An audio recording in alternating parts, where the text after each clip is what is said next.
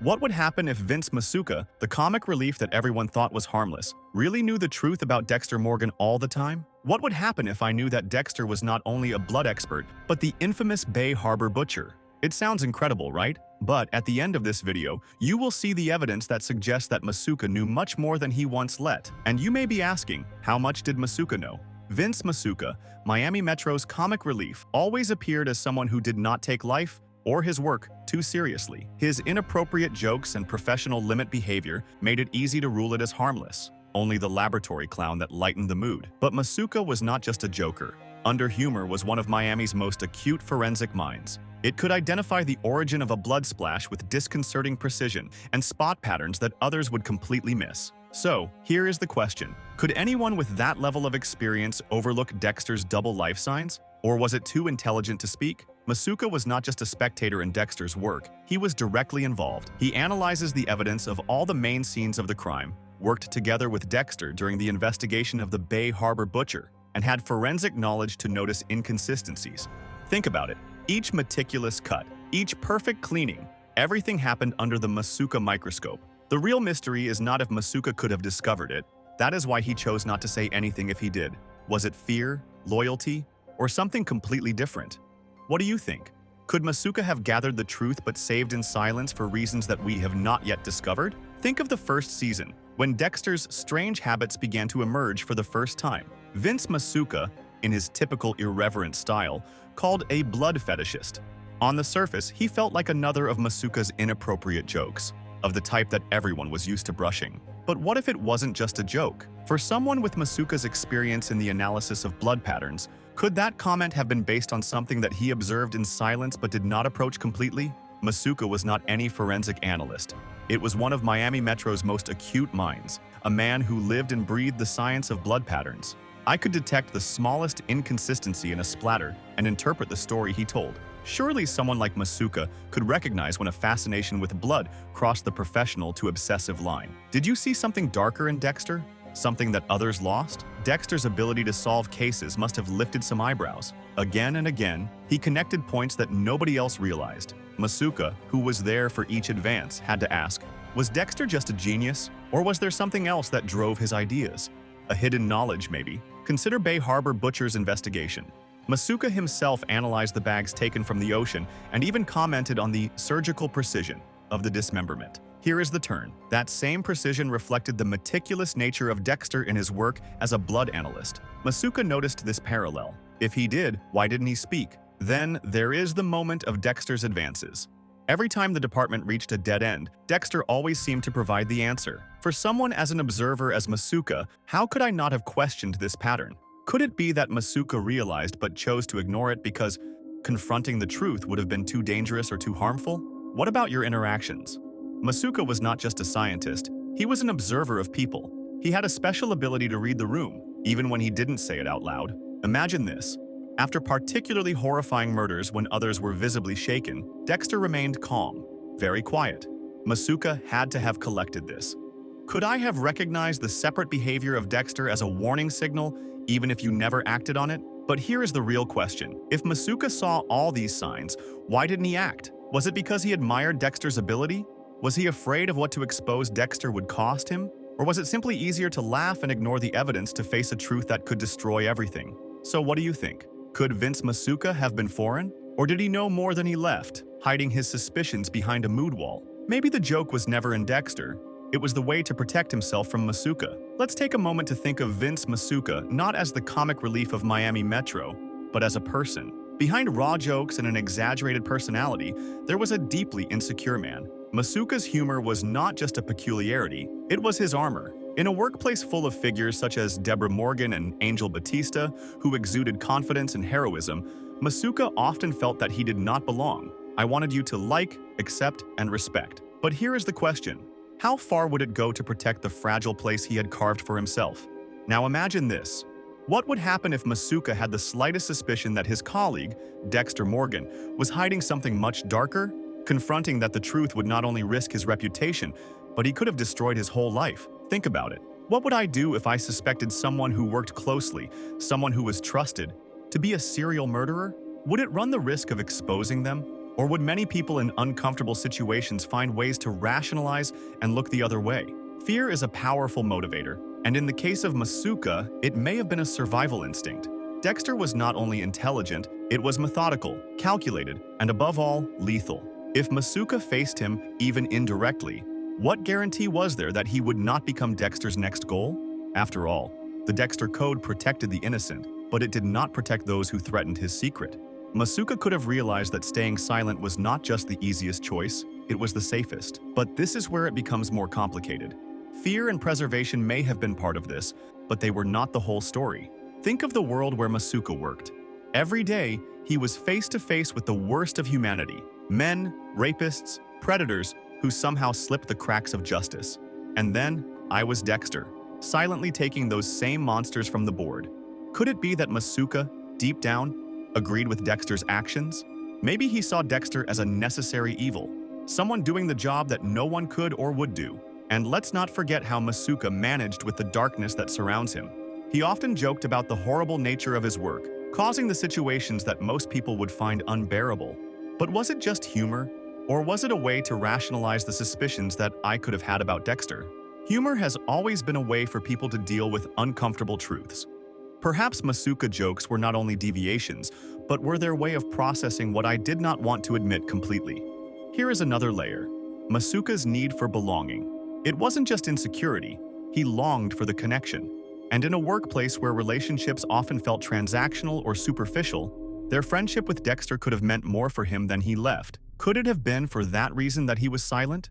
Was Dexter loyal? Or was it something darker? Maybe Masca feared that exposing Dexter would mean losing one of the only genuine connections he had in the Miami subway. Now, take this one step further. What would happen if Masca suspected but chose to ignore it because it was easier? People are self-deceiving teachers, especially when the truth feels too heavy to face. Maybe Masca convinced Dexter was simply peculiar, simply brilliant, and alone. Because admitting the truth would have meant making a decision, and the elections always come with consequences. So, here is the real question. What would you have done in the Masca position? Would you risk your career, your security, and your friends to confront a monster hidden in plain view? Or, as Masca, would you let the darkness remain in the shadows, where it felt safer for everyone? Let's take a closer look at the moments they suggest that Masca could have known more than he left about. In the second season, when the Bey Harber Butcher case occupied the center of the stage, Masca analyzed the infamous bags of body parts dismembered from the ocean. His comment on the surgical precision of the murderer could have sounded as one of his typical inappropriate jokes, of the guy who made everyone put their eyes blank. But here is the thing. Masca was not just a comedian. It was one of the most acute forensic minds of the Miami Metro. I would have known that this level of precision was not just strange, it was deliberate. He reflected the same meticulous approach he had seen innumerable times in Dexter's work. So Masca noticed the parallel and chose to look the other way. Think about how Masca acts around Dexter. He was always laughing, always making light of situations, but was that his usual humor? Or was he masking something deeper? Consider your reaction after Rita's death. While the majority of the department offered more sincere condolences, Masca's response stood out. I wasn't shocked. It wasn't too understanding. I was reserved. Was it just the discomfort of Masca? Or did you see through Dexter's mask? Did I feel that Dexter's pain was not as genuine as it should have been? And then there is Dexter's strange capacity to solve cases. Again and again, Dexter connected points that no one else noticed. As someone who worked so closely with him, Masca must have seen how Dexter's fortunate conjectures always arrived at the right time. Could Masca believe that this was pure genius, or had begun to suspect that Dexter's ideas were driven by something darker, something that only Dexter could know? But perhaps the biggest track lies in what Masca didn't do. He never faced Dexter, he never expressed his suspicions, and he didn't even hint that he noticed that something was wrong. This silence says more than words could. Masca was not just intelligent, it was strategic. Exposing Dexter would not only have been dangerous, I could have ruined everything. The reputation of Miami Metro, its ability to close cases, even Masca's career was linked to Dexter's success. For Masca, talking was not just risky, it was unthinkable. Let's not forget another layer of this story. Masca's fascination with Dexter's meticulity. He often joked about how perfectly organized was Dexter's workspace, calling him a blood sanctuary. At first, it seemed a cheerful comment, but think about it. Masca was a man whose career depended on detecting what others overlooked. Could I have seen something in Dexter's perfectionism that seemed too perfect, a little too controlled? Here is the big question. Could Masca ignore all these signs? Or was your silence a calculated choice, a way of protecting your career and maybe even the fragile reputation of the department? Anyway, one thing is clear. Masca's role in Dexter's history is much more complex than most people believe. What do you think? Was it a foreign Masca, or was I silently rebuilding the truth all the time?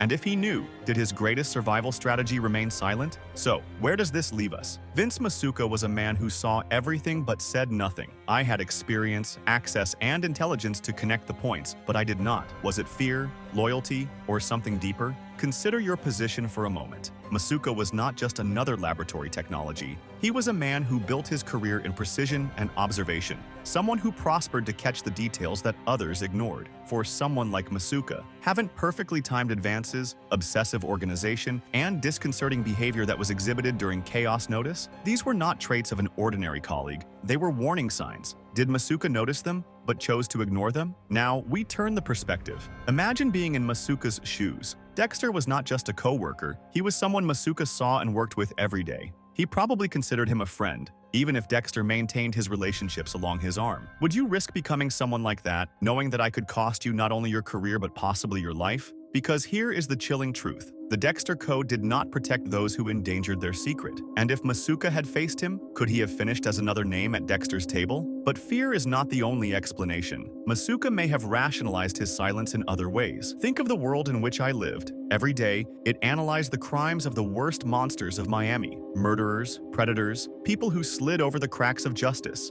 And then Dexter was, which silently eliminated those same threats. Could Masca, at some level, have seen Dexter as a necessary evil? Anyone who did the dirty work that the system was not equipped to handle? This leads us to a bigger question. Could Masca have convinced himself that Dexter's actions, although morally questionable, were justified? For a man who spent his career studying the darkest corners of human behavior, it would not be difficult to see the attractiveness of the Dexter justice. Maybe Masca told himself that looking the other way was not just easier, but it was correct. So what about you? If you were in the Masca position, what would you have done? Could you face the truth, knowing the risks? Or, as Masca, would you remain silent and let the monster in the shadows continue its work? For now, it is difficult to argue that Vince Masca did not have his suspicions. The evidence was there. The behavior was there. The only thing that was missing was confession, but maybe Masca didn't need one. Think about it. Masca was not blind to the patterns he saw in the laboratory. He worked in close collaboration with the evidence of the carnage of Bey Harber, analyzing the surgical cuts, the meticulous methods, the disconcerting precision. Could I have recognized these traits as disturbingly similar to the work I had seen to do Dexter every day? Forensic analysis was not just Masca's work, it was his life. If someone could connect the points, it was him.